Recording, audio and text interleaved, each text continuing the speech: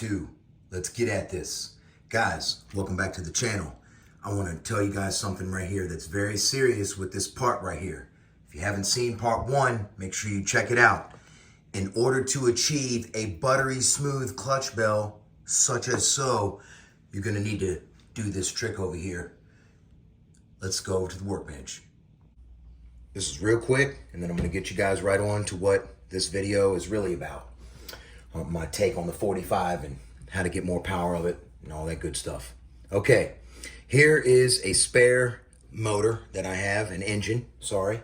Half of an engine. This is a Rovan engine, and I've installed the clutch carrier on here, and I want to explain something to you guys, okay? This on the 45, when you put this on the 45, I forgot to note, and I found this out, the washers, okay? These washers that go on the back side of the clutch, like so, okay? And then they rest up against here. You cannot use these with the 45 engine, okay? Because what it does is it binds the clutch bell, and it won't allow the clutch bell to turn inside the carrier, okay? So that is no good. So what I've done here is I've checked a series of clutches for you guys to see which clutches will work, okay? The King motor clutch, it works, okay? I was shining a flashlight under here. You can see. Let me zoom y'all in. The King motor clutch, it works just fine. All right. There's no teetering. It's not rubbing on this right here. That was the problem that I found that could have been a problem, you know, when I was checking it after the fact, after I got it all buttoned up. King motor clutch, good. Zenoa clutch with an 8K. These all have 8K clutch springs. Sit on here, not touching, good to go. It is not rubbing the screw. I shine the flashlight under there, we're good and clear. The whole idea of the washers is to get you clear so the spring is not rubbing, right? All right, so, and to get you properly spaced in the clutch bell. So this thickness of this here is 13.5 millimeters. The thickness of the Rovan deal is 11 millimeters. All in all, this just puts you out too far, and it puts you out too far about the thickness of these washers. Okay, so lastly, this one right here, second to last, the Rovan clutch. No bueno. See how it teeters? Why is it teetering? Because the spring is rubbing the nut, the bolt, okay? That's not good. That's gonna wear that, and it could cause it to break, and it's not gonna allow the clutch to open and close properly. That's no good. So, we're going with this one. This is my favorite clutch material. This is the clutch to come off the engine, and we're just gonna use it because it's brand new. As you can see, it's a little wear because I did run it down the driveway a couple times to test the engine out after I built it. Okay, this is a Chung Yang clutch, all right? You can get this from DDM, and the part number is 15448-CY, okay? This clutch is the high response clutch, and this is the high response Rovan copy. This clutch here is fine. There's lots of clearance on there, all right? So when that's all buttoned up without the washers on the Rovan 45, you can best bet that this is going to be tight and right, and this will be tight and right also, okay? That is the end of this segment for that. Now let's get on to the 45, son. Okay, guys, here we go. My opinion on the 45. Well, I will say, if you get the single ring 45 and you do the modification to the clutch carrier that I did, I like it. I really do. I think it makes great power. It's very primitive, and it just works. Why they changed it to a dual ring, I have no idea.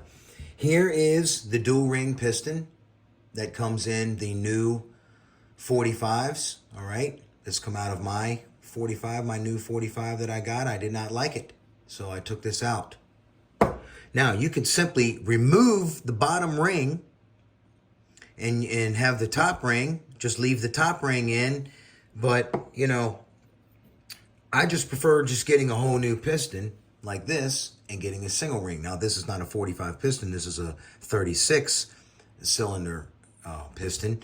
But I'm just showing you guys, you know, there's nothing wrong with this. I'm just showing you guys the difference here. Single ring, all right? Way less drag. Why? That's why you're getting so much more power and more RPMs than this right here, okay? This is reduced RPMs, reduced power, and reduced or increased heat. That's exactly what you don't want. This is decreased heat, increased power, increased RPMs with a single ring piston, okay? Let's take a look at the cylinder. Look how primitive it is. See, just 2 basic transfer ports, you know. It's nothing crazy, all right? It's nothing crazy at all. You can take the base gasket, okay, and paint it with nail polish, with clear nail polish. Cover the whole thing, coat the whole thing, both.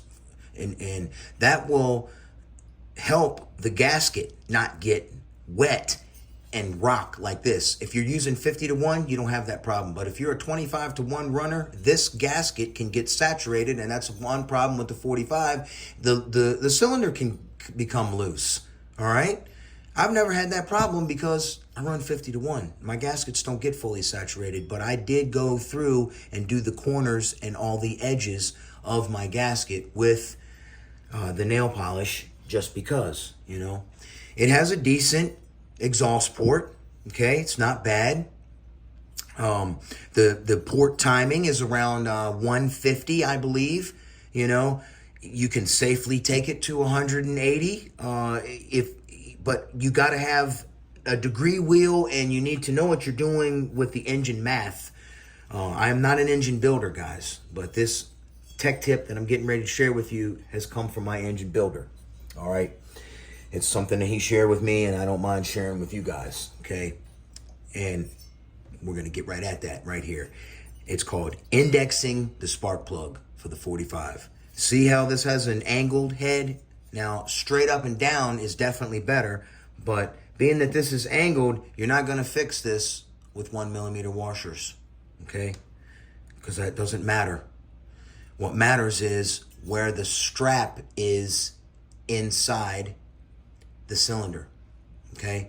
You want the spark plug gap facing down like this. Just like that. You want it going in there down like this.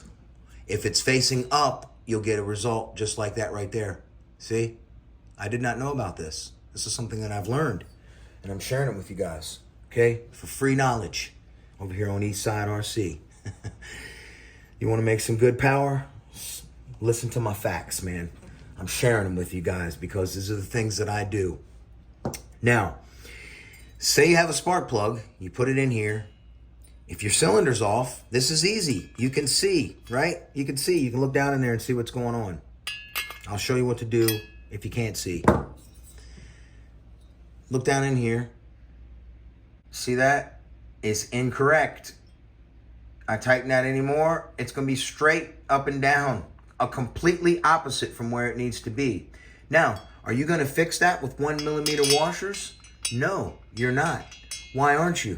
Because the threads per inch of this right here equate to a millimeter. So you can put the 1mm washer on there all you want, and you're going to end up in the same exact spot every single time. So what do? You get a brand new spark plug, son.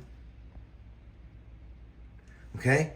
You just get another plug, because not every plug is cut the same, okay? They're the same threads, but they ain't started in the same exact area, okay? You know what I'm saying?